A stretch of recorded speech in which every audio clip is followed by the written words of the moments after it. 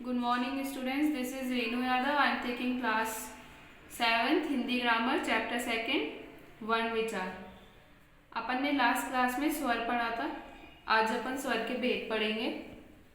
स्वर कौन कौन से होते हैं? ए आ ई उ री ए ऐ ओ औ। तो ये इनकी संख्या कितनी होती है? ये 11 होते हैं। स्वर के 3 भेद होते हैं, ह्रस्व स्वर, दीर्घ स्वर और प्लुत स्वर। ह्रस्व स्वर होते हैं short vowels, then long vowels, और प्लुत स्वर होते हैं लॉन्गर वॉवल्स।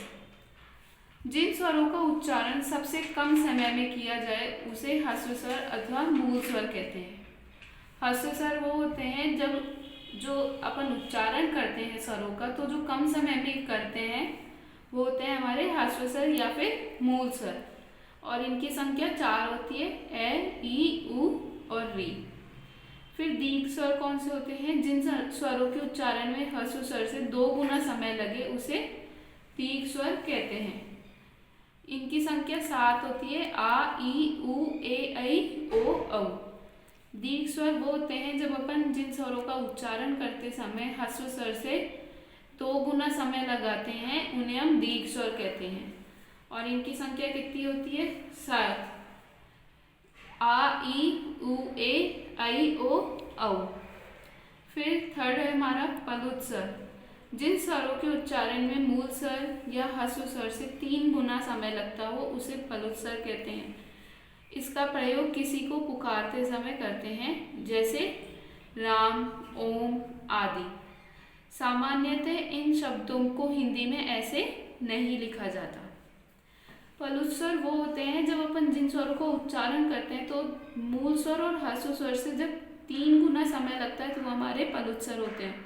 और इसका प्रयोग किसी को पुकारते समय करते हैं हम, जैसे राम लेते हैं, ओम है। और ये जो शब्द है इनको हिंदी में ऐसे नहीं लिखते। फिर हमारा नेक्स्ट है व्यंजन। वे वर्ण जो स्वरों की सहायता से बोले जाएं तथा जिनका उच्चारण करते समय हवा रुककर या रगड़ खाकर मुख से बाहर निकले उन्हें व्यंजन कहते हैं। व्यंजन वो होते हैं जब अपन वे वर्ण जिनका हम स्वरों की सहायता से बोलते हैं उनको हम व्यंजन कहते हैं। व्यंजन के 3 भेद होते हैं, स्पर्श व्यंजन, अंतसत व्यंजन और ऊष्म व्यंजन। स्पर्श व्यंजन म्यूट कॉन्सोनेंट्स, अंतसत होते हैं हमारे सेमी कॉन्सोनेंट और ऊष्म होते हैं सिबिलेंट कॉन्सोनेंट्स।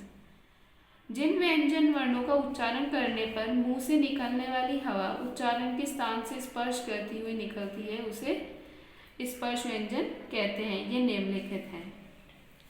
स्पर्श व्यंजन वो होते हैं जब हम जिन वर्णों का उच्चारण व्यंजन वर्णों का उच्चारण करते समय हमारे मुंह से जो हवा निकलती है वो हमारे को स्पर्श करते हुए निकलती है, उन्हें हम स्पर्श व्यंजन कहते हैं।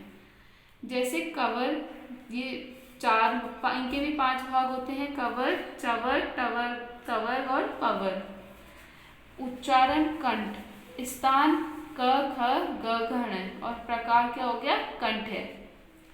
चवर में तालु, इसका स्थान हो गया च, छ, ज, झ, ण और ताल में।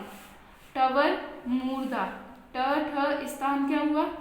ट, ठ, ड, ढ, ण और उच्चारण का प्रकार क्या हो गया? मूर्धन है। फिर वर्ण का नाम तवर और स्थान क्या है उसका? त, थ, द, ध, न। उच्चारण लिया हमने दंत और प्रकार क्या हो गया? दंत है। पवर और उसका स्थान क्या है? प, फ, ब, भ, म। उच्चारण है ओष्ठ और प्रकार हो गया ओष्ठ है। फिर नेक्स्ट है हमारा अंतसत व्यंजन। इन व्यंजनों का उच्चारण स्वरों एवं व्यंजनों के बीच का सा होने के कारण इन्हें अंतसत व्यंजन कहते हैं। अंतसत व्यंजन वो होते हैं जब जो व्यंजन होते हैं उनका उच्चारण हम स्वरों एवं व्यंजनों के बीच का जो होता है उसे हम अंतसत व्यंजन कहते हैं। और इन व्यंजनों का उच्चारण करते समय मुंह के किसी भी भाग से पूरी तरह स्पर्श नहीं करती। जब हम ये व्यंजन का उच्चारण करते हैं तो हमारी जो जीभ होती है वो मुंह के किसी भी भाग से पूरी तरह स्पर्श नहीं होती है। और ये 4 होते हैं, य, रे, ल, रे।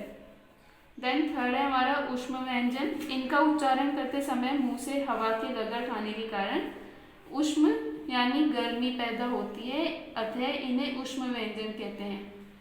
उष्म व्यंजन वो होते हैं जब अपन उच्चारण करते हैं तो हमारे मुंह से जो हवा होती है वो उष्म जो गर्मी पैदा करती है उन्हें हम उष्म व्यंजन कहते हैं। और ये 4 होते हैं श, श, स, ह। उच्चारण के प्रयत्न के आधार पर व्यंजन के 2 प्रकार दिए गए हैं, अल्पप्राण और महाप्राण। तो स्टूडेंट्स आज के लिए इतना ही, अपन नेक्स्ट क्लास में अल्पप्राण और महाप्राण पढ़ेंगे। Okay, bye.